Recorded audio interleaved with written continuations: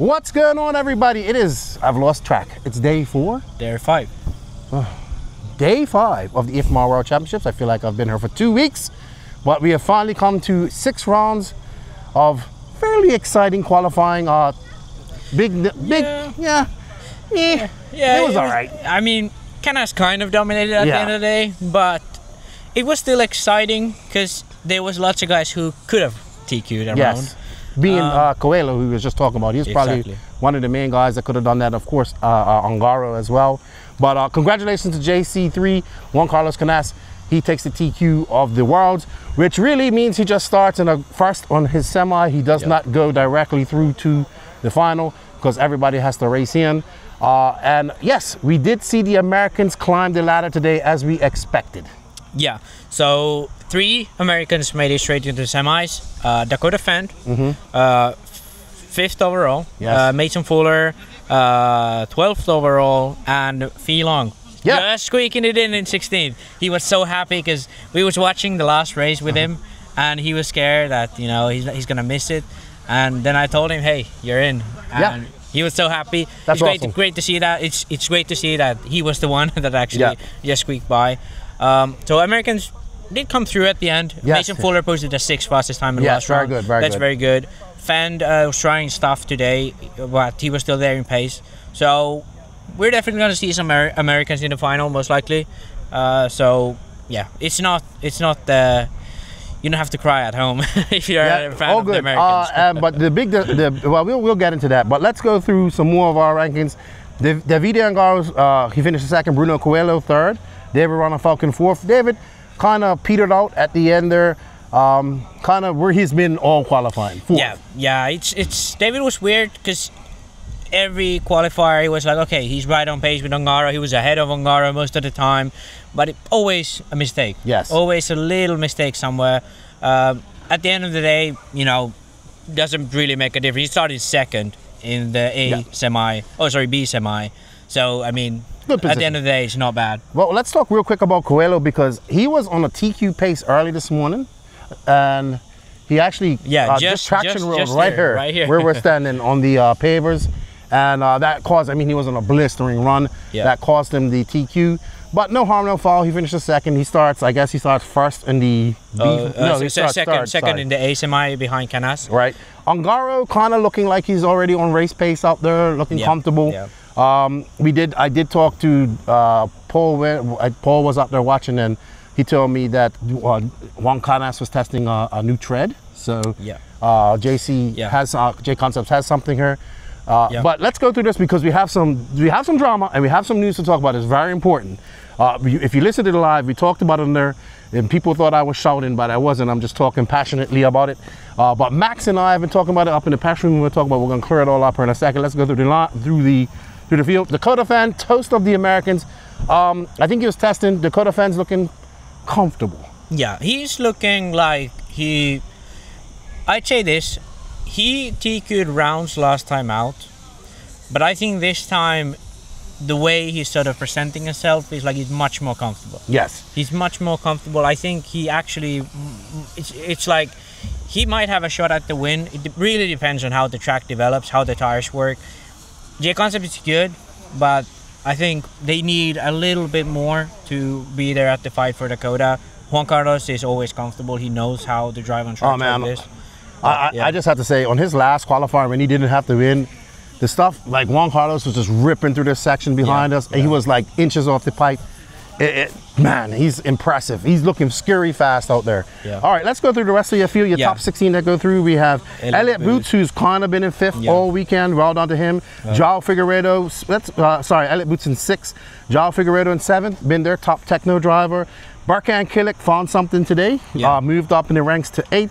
Mattia Polito kind of been in 8th, 9th, 10th all weekend. Yeah, I posted about the results, and I kind of said, if you look at the rounds, the top 8, it's kind of like from 1st to 4th, like from Canas to Ronefalk, those guys are fighting for the TQ. Then from 5th to 8th, those guys are going to fight it with each other. And then from 9th onwards, incredibly tight. So you have, we have Polito in 9th.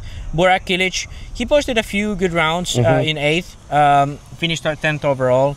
Kind of a comeback for him today. Johnny Skidmore? Yeah, always there in the top 10 or top 12, I should say. Very consistent in that. Very consistent. Fuller, kind of a tough start to qualifying, but ended really strong. Sixth in the last round. Very well done by the Iceman. Marcus Carup, also one of those guys who was kind of always at the brink of like the top 10. A lot of pace. Made a mistake almost every round. A lot of pace with him. So really good result for him. He was the 10 scale guy. Yeah, straight into the semi. He does not do much. I mean, he did the Euros and he's done the Worlds last year, but he's not a big. Yeah. He has been doing more nitro, but 10 scale is. But he just told me last week before the Worlds he was practicing 10 scale for the Euros. So like compared to the preparation of these 8 scale only guys, it's another world. Absolutely. So really good result for Marcus. Robert Battier, I talked with him. He was really frustrated because he knew he had so much more in there. Every round something kind of happened to him today. They was trying tires, trying stuff, but 14th overall, made it into the semi. Doesn't really make that big of a deal for him. Ricardo Berton, only driver in the top 16 driving pin tires. Really? Yeah. So for some reason, the Ogo guys, they kind of prefer the pin tires at least for Ricardo. He said more comfortable with them. 16, as we said, Phi Long Yan. Yeah, well done to Lil Bong. I mean, I was so happy to see him because in the last round he missed. He went to the 13th lap, but he thought he was finished. Came in, same mistake as Bruno did. They also ended up running out of fuel after. It was a whole disaster. They were really disappointed because they got in the 30 laps. Lost a few positions only there, which netted him 11th for the round, and that was enough to put it straight into the semis. Yeah. Well, let's have a quick look. Alex Zankatine is 7th, not in the semis, but still a great qualifying effort by him. Brian Baldo, Seth Van Dalen, who came on strong today. Well done to Seth. He looked very good out there. Brandon Renault Savoya in 20th. Brandon Ruiz in 21st. We go Navarro, Parente, Oscar Baldo. Pecco had a good run in the last race. I think he finished 9th. 9th, yeah. And then right behind him is their good, both two friends, Una Hotnen, Joran Newman. And then we come to Ryan Mayfield in 28th. Let's actually give him a little bit of a spot here because Ryan, we are expecting him to win this event. Yes. But right now, I think even he has kind of given up on that dream because I was there when they were going through the whole tire ordeal, and Mayfield said himself, I mean, I'm not gonna win. When Nicola said that if you win, and Mayfield responded to him that I'm not gonna win.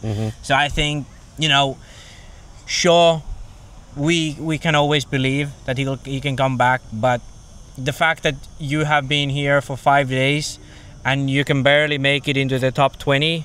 His best round was 13th. Yeah. And that was the That's only what helped round. Him. Yeah, that was his only round within the top 20. No, he got the last one. The last one was 20th. On 19 or 20th. 20th, yeah.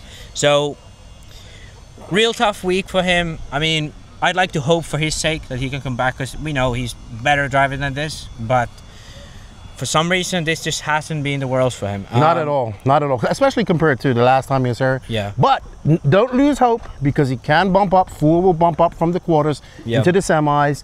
And then obviously, we still haven't confirmed this, but I believe they're taking it. Rules say that you take the top 5 in the next 2 fastest. But then we're hearing that it might be the top 6 and then the one coming from the LCQ to make it 13. So that has not been confirmed yet. We will confirm it tomorrow. All of this good stuff. But guess what? It wouldn't be a World. Do you have anything to add before we get into this drama? Not really. I mean, the quarters are rounded out by the younger Variante, Barrefolo, Lutz, and Widmeyer. Apart from that, I think, you know, I did interviews with the whole of the top 16, so you guys are going to be able to watch that tonight as well, to see how these guys felt after qualifying. So yeah, I mean, tomorrow is going to be a free day for these guys. It's going to be lower finals. It's kind of weird because some brands were really happy with the clay today, like Mason Fuller. He was like, we switched to clays, and he was like another world. Whereas Battier and Figueredo went to hot race clays, and they said it was too early. It wasn't the time for them. You even said somebody were going on softs at some point? Yeah, so that's one interesting thing too. Yesterday, most of these guys were on hards or on mediums. Today, Bruno on softs, Robert on softs. Almost all hot race guys were on soft at today, apart from those who tested clay. Similar story with Ongaro, with Matrix. They went on to softs. Canas, for some reason, he stick to the hards, and it seemed to work for him. But today, it seemed like people kind of were going to a softer compound instead of going to a stiffer compound, which in truth points to the direction that we are getting close to the clays. Okay. All right. So that's good. I know everybody was asking about the clay, and we can see that the track is getting super dark here. So to be expected where the clay is in. But will that matter? Because something exciting here. If you listen to the live broadcast, we kind of got that news, and then there was a big, you know, people thought I was shouting. I was just talking passionately because, you know, we want our sport to be professional. We want this to be recognized. We want this stuff, but rules have to happen, right? So Max is probably a little bit better to describe this from. I'll start it off, but so basically there's a rule stating that your tire has to be 109 millimeters in diameter at minimum. At minimum when you come off the track, right? Well, it doesn't state that. That's kind of the issue. So it doesn't state off the track. So the tire specifically, the rules specifically state that the tire dimensions for width is, I don't know if it's now 45, I can't remember off the top of my head, but width has a specific dimension. Minimum diameter has a specific dimension, which is 109, and the maximum diameter is 120. Right. So basically, that's all the rules say, but they say also that in tech they can check the tires. Now, this is the part that the argument is about. So hold on, before we get to there, why is this an issue? Okay, yeah, that's a good point. So obviously, last Worlds here, this would have been an issue, but the kind of embarrassing part is it wasn't an issue because they didn't have a tool to measure this with. Oh. Exactly. So last Worlds, it would have been the whole same conversation, but it kind of hadn't been realized yet that the tires can actually go lower than that, and they didn't even have a tool for it ready. Now they had realized this last year at the Euros, but the issue wasn't really fully brought up, and last year the tire wear was much lower. Oh, at here, yes. Yeah, here. This year, however, at the Euros, it was realized.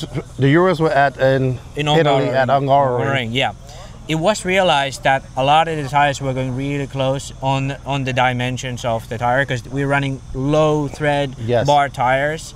So it was realized that hey, we're actually going closer to lower limits on width and diameter. And one team of tire manufacturer made a protest about it, trying to appeal the rules that the tires would be measured after the final, which was didn't go through the race. Well, we should say who the team is. Yeah, Matrix. Matrix protested that the tire was too small, because if you did see Canas's tires, they are very, you know, we talked about it on the podcast, you could almost see the threads and foam coming through, the lines of the foam coming through. That's how worn out his tires were. Yeah. So that time out, the race director and EFRA officials did not pass the protest. They said, okay, we're going to do pre-tech for the tires, that's it. We're not going to tech the tires after the run. So that was kind of seen then as, okay, this is the way we do it. It has never, ever before been an issue like this. But now, Matrix brought the same thing up again. Today. After qualifying. After qualifying had finished, Matrix brought this issue up of measuring the tires after the final. Now, we know for a fact that Matrix tires, when they are slick, they are close to the limit, but they are significantly larger than the other tires. From what I know, J Concepts is by far the closest to the limit. Hot Race is the next closest. Seismic probably a little bit closer to Matrix, but the Matrix is significantly taller than the other tires. We're talking a few millimeters here, but enough to sort of that they could be confident that they could pass the rules. I mean, they can't be sure, but I mean, it is. They are most likely to have enough thread to pass it after the main. Where this all led to was a meeting between the drivers' meetings, and I think between the manufacturers about this rule, and then they basically had to say, "Well." I think how it went, I'm not sure the numbers, but maybe 4 teams said we want to stick with it. No, there was 6 teams overall. Okay. And of these 6 teams, only one, Matrix, said that they want to stick to the rule that the tires will be measured after the race. So this is now what I was kind of going into before. There's an issue in the rules. The issue is that the tech says that any distortions that happen during the race cannot be taken into account when doing tech. So distortion, damage to the car, damage to the wing, damage to the body, stuff like this. So if something like that happens mid-race and the car goes into tech, it's not going to be like a disqualification if you break an arm and your car is too wide because you have so much toe out or something like this. That being said, the IFMAR officials here, I think that's Saunders, who is the head of the decision making here from IFMAR. He had interpreted the rule in a way that tire wear does not count for distortion. So only brake damage counts for this rule. And this is where the meeting comes in. So these guys want to do a meeting, say, okay, we decide together with the tire manufacturers that we measured before, and if all agree, it's fine. But Matrix did not. Obviously did not. And apparently this has to be unanimous. It has to be unanimous because we're changing the rules basically, because the interpreter was this. Now, the issue that happened afterwards that people are really talking about is that the international jury of IFMAR has made a decision saying that to uphold this rule that they're going to check the tires after the race. But they also added another rule, which is you have to check in all your tires you're going to use with the main, which is 2 sets of tires. Right, because, so slow back, let's back up, because there might be a chance that these guys might do a tire change. Exactly. So they had sort of prevented that, so that you do a tire change on the last lap, but changing the tires, this by making a new rule that states that you have to check in all of the tires that you're going to use doing the main and mark them. So the issue is that we are now in a position that you either have to go with a tire that you know gonna last 60 minutes, which you never can be sure of, or you have to do a tire change, which has to be mid-race. But there's one thing that kind of is up in the air still. So what if the tire breaks? Because that's breakage damage. So there has been these wild ideas of, if you're leading the race with a comfortable margin, you come into the pits last lap, the mechanic slices your tires, and you continue one more lap and finish the race winning the world championship, and you say, my tires are broken. Tech can't do nothing. So there's a lot of kind of weird areas here that we can go into. So this is the argument that I'm having. I had it on the on the chat, and then we was talking about it in the press box.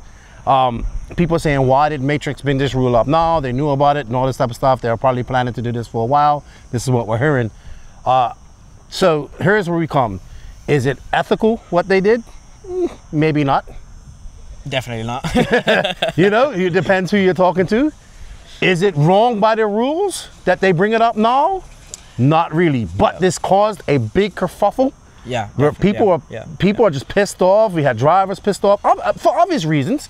I understand this because people are preparing for the last 6 rounds. You know, JCC looking really fast out there as well on these tires, and all these guys looking sharp. But it comes down to the fact they brought up a rule. IFMAR made a decision. There wasn't a unanimous decision on it, and now we're in this limbo going into tomorrow. Yeah. So it comes down to is it ethical versus is it right? This is racing, so teams are going to look for any advantages they can get.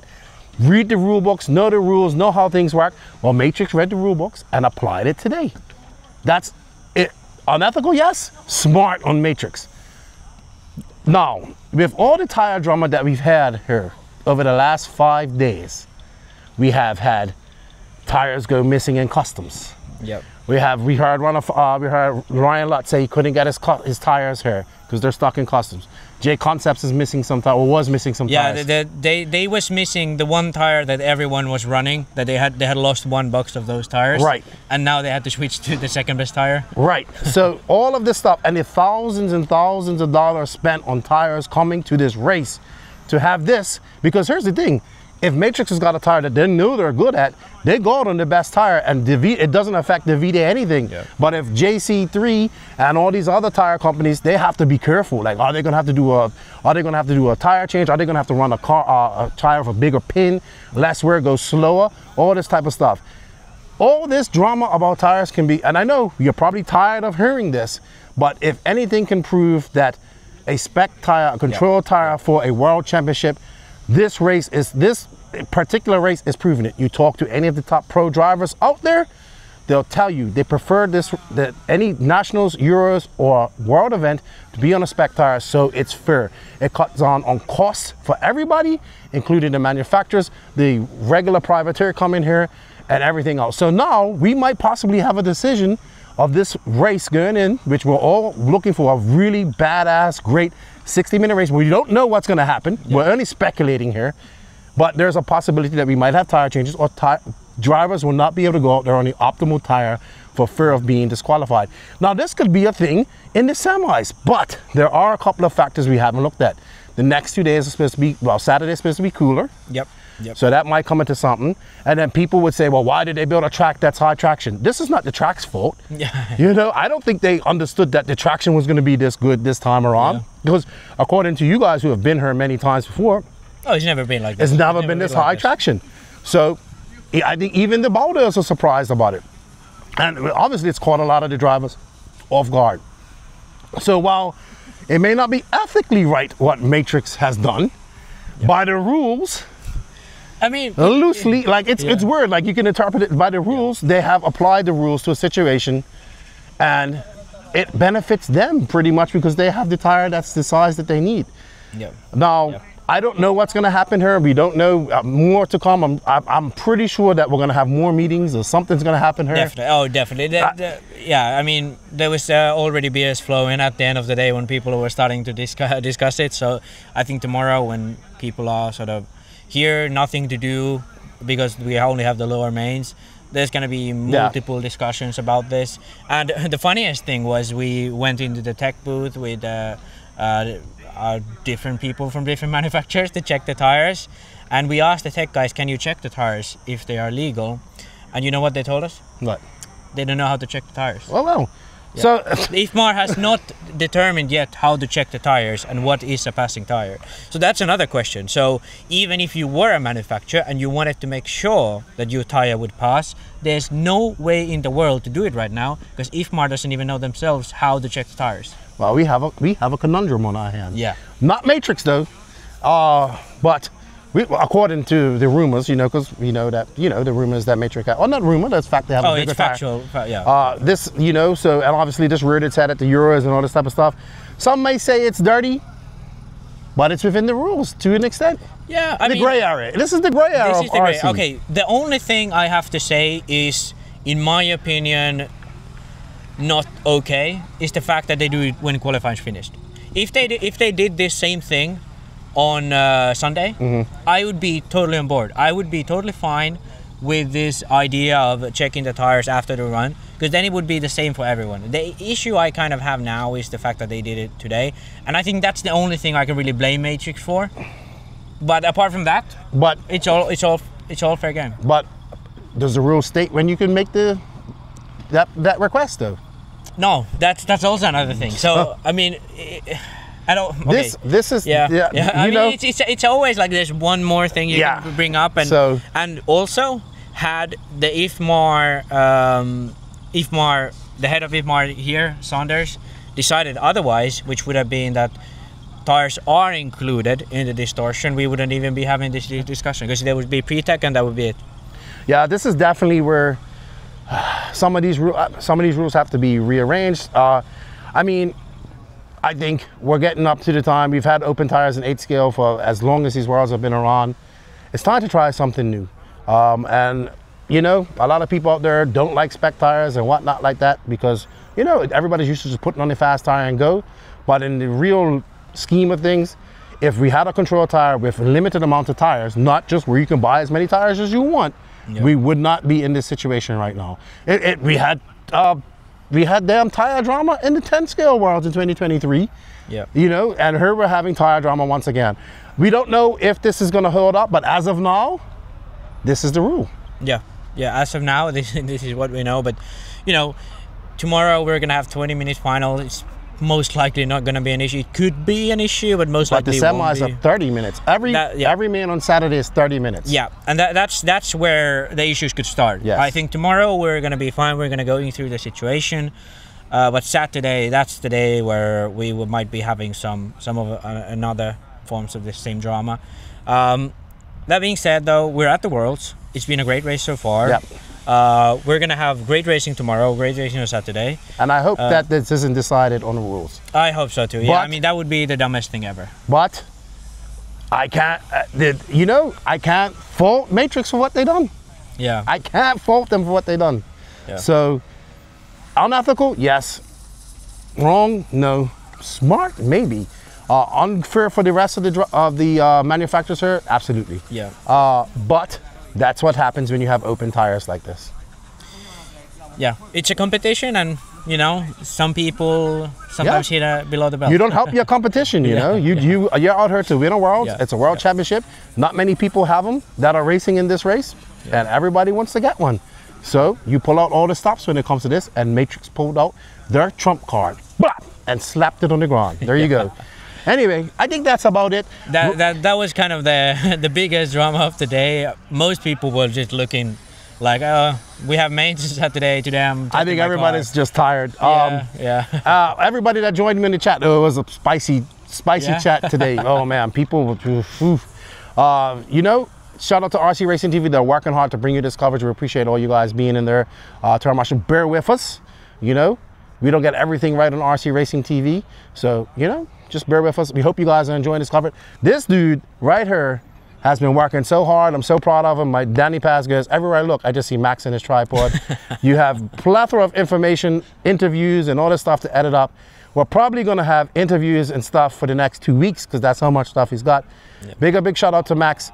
A big shout out to you guys out there that have been supporting us. Shout out to the NNRC squad. We greatly appreciate it. And I want to say a big thank you to all of these companies, because if it wasn't for them, we wouldn't be here doing this. They are Latara Racing, High Tech RC, Donovan RC, Ultimate Racing, Fly Sky, Techno RC, Carl RC, Elite RC Productions, and Truth Motorsports. Check out the RC podcast, and shout out to all my buddies and our friends there at the Elite RC Production crew.